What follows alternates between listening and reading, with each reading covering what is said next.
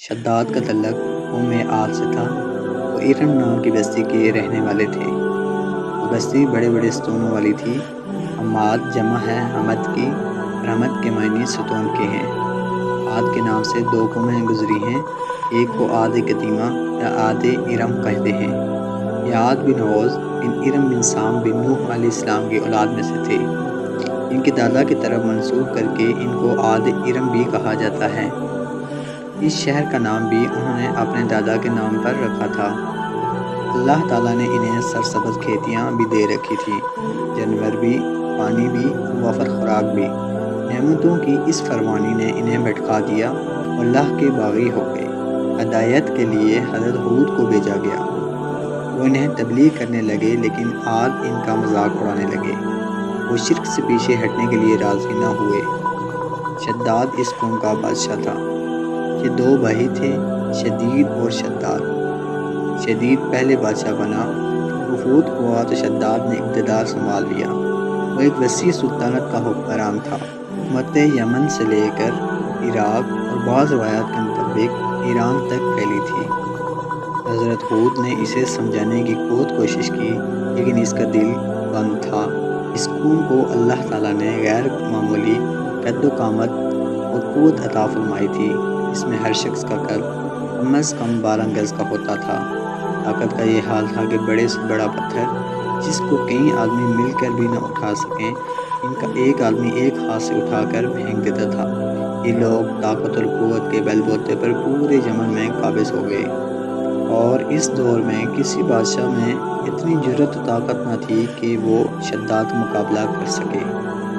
تسلط و غلبہ نے اس کو اتنا مغرور اور متکبر بنا دیا کہ اس نے خدائی کا دعویٰ کر دیا۔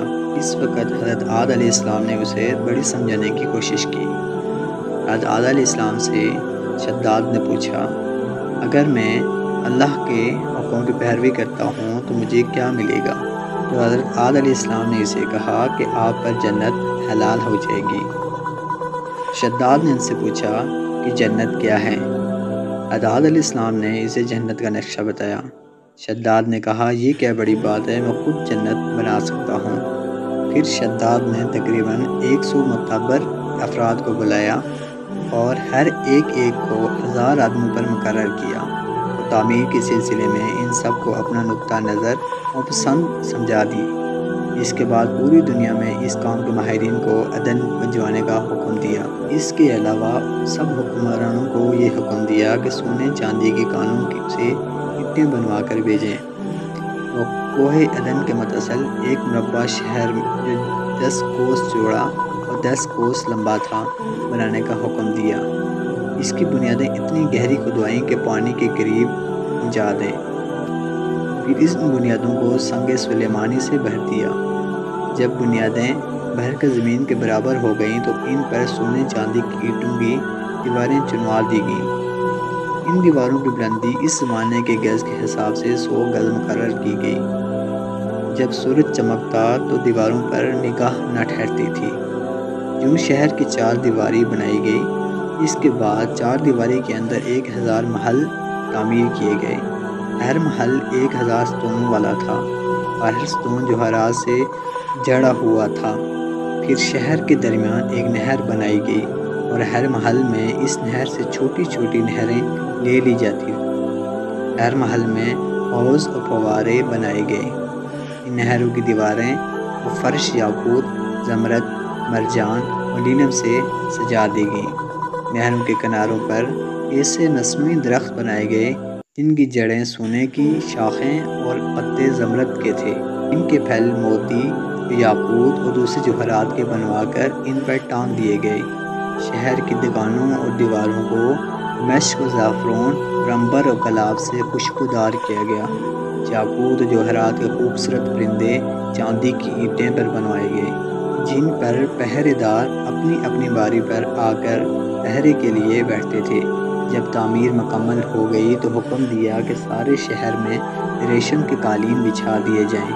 ان نہروں میں سے کسی کے اندر میٹھا پانی، کسی میں شراب، کسی میں دودھ اور کسی میں شہد و شربت جاری کر دیا گیا۔ بازاروں اور دکانوں کو بہترین پردوں سے آراستہ کر دیا گیا، اور ہر پیشہ اور ہنر والے کو حکم ہوا کہ اپنے اپنے کاموں میں مشغول ہو جائیں، اور یہ کہ اس شہر کے تمام باسیوں کے لیے ہر وقت ہر نوع قسم کے پھل میوے پہنچا کریں۔ 12 سال کی مدت میں یہ شہر جب اس سجاوٹ کے ساتھ تیار ہو گیا تو تمام امراء اور اراکین کو یہ حکم ہوا کہ سب اسی میں آباد ہو جائیں۔ پھر شداد خود اپنے لو لشکر کے ہمراہ انتہائی تکبر اور غرور کے ساتھ اس شہر کی طرف روانہ ہوا۔ بعض علماء و مزاحلین کو بھی ساتھ لیا اور راستے بھر ان کا مذاق اڑاتا رہا اور ان سے کہتا رہا، ایسی جنت کے لیے تم مجھے کسی اور کے آگے جھکنے اور ذلیل ہونے کا کہہ رہے تھے، میری قدرت و دولت تم نے دیکھ لی۔ جب قریب پہنچا تو تمام شہر والے اس کی استقبال کے لیے شہر کے دروازے کے باہر آ گئے اور اس پر زور و جوہر نچاور کرنے لگے۔ اس ناز و ادا سے جلتے ہوئے جب شہر کے دروازے پر پہنچا تو روایت ہے کہ ابھی اس نے گھوڑے کی رکاب سے ایک پونڈ نکال کر دروازے کی چوکھٹ پر رکھا تو اس نے وہاں پہلے ایک اجنبی شخص کو دیکھا۔ اس سے پوچھا، تو کون ہے؟ اس نے کہا، میں ملک الموت ہوں۔ پوچھا، کیوں آئے ہو؟ اس نے کہا، تیری جان لینے آیا ہوں۔ شداد نے اس سے کہا کہ مجھے اتنی مہلت دے دے کہ میں اپنی بنائی ہوئی جنت کو دیکھ لوں۔ جواب ملا کہ مجھ کو حکم نہیں۔ کہا، چلو اس قدر ہی فرصت دے دو کہ گھوڑے پر سے اتر آؤں۔ جواب ملا، اس کی بھی اجازت نہیں۔ چنانچہ ابھی شداد کا ایک پاؤں رکاب میں اور دوسرا چوکھٹ پر ہی تھا کہ ملک الموت نے اس کی روح قبض کر لی۔ پھر حضرت جبریل علیہ السلام نے بڑے زور سے ایک ہولناک چیخ ماری کہ اس وقت تمام شہر اپنی عالی شان سجاوٹوں کے ایسے زمین میں سمایا کہ اس کا نام و نشان تک باقی نہ رہا۔ قرآن مجید میں اس کا ذکر اس طرح ہوا ہے، وہ جو ارم تھے بڑے ستونوں والے اور شہروں سے اس کے مانند کوئی شہر شاندار نہ تھا۔